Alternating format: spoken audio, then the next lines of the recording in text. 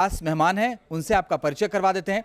मेरे साथ साधना भारती जी हैं, जो कि कांग्रेस की राष्ट्रीय प्रवक्ता हैं, बहुत बहुत स्वागत है। और मेरे साथ अनिला सिंह जी भी हैं, वो भी भारतीय जनता पार्टी की प्रवक्ता, आपका भी बहुत बहुत स्वागत है। पहला सवाल साधना भारती जी आपसे, ये आरोप क्यों बार बार राहुल गांधी पर लगता है कि विदेश में जाते हैं तो हिंदुस्तान को बदनाम करते हैं, और कैसे कैसे बयान सरकार की तरफ से आ रहे हैं, तो आपको पता ही होंगे।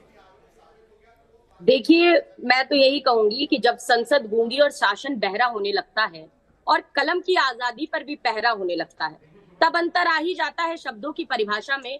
और तब आज देश के किसान, नौजवान, महिलाएं और देश के हर नागरिक को आज चिल्लाना पड़ जाता है अंगारों की भाषा में। और जब देश की उन बातों को उठाया जाता है तो भाजपा की जो मोदी सरकार है वो विचलित हो जाती है, उसे चिंता होने लगती है, क्योंकि वो जो जनता के मुद्दे हैं उन्हें दबाने का प्रयास लगातार भाजपा सरकार पिछले 9 सालों में करती आई है। अब जो राहुल गांधी जी पर सवाल पूछा जाता है, देखिए आदरणीय राहुल गांधी जी ने ऐसा क्या कहा। मैं तो ये कह रही हूँ कि अगर आप इन पर ध्यान दे रहे हैं, राहुल गांधी जी अगर जनता की बात को उठाते हैं, विदेश में जाकर कुछ कहते हैं, ओबीसी की बात को उठाते हैं, दलितों की बात को उठाते हैं, उससे भी इन्हें दिक्कत हो जाती है। तो हम तो कह रहे हैं मोदी जी ने क्या कहा था, और अगर मोदी जी ने, मैं आपको सुनवाई देती हूँ तो आपको ध्यान रखना चाहिए।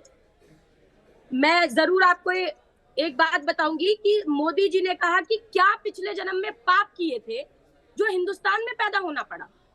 तो क्या हिंदुस्तान में पैदा होना अफसोस की बात है, और ऐसा कहना किसी और सरजमी पर जाकर, क्या ये अपमान की बात नहीं हिंदुस्तान की। और दूसरी बात मैं जरूर उठाना चाहूंगी, क्योंकि भाजपा की तरफ से भी प्रवक्ता जो हमारे यहाँ सामने में है, तो मैं उनसे प्रश्न करती हूँ कि मैं ये पूछना चाहती हूँ कि आखिर क्या चल रहा है, ये मुझे बताइए ना, कि क्या अगर किसी आम आदमी पर या किसी नेता पर भी पॉक्सो एक्ट लगता है तो उसकी गिरफ्तारी होती है कि नहीं होती, इतना तो बता दें। इतनी इतनी तो जानकारी होगी इनको।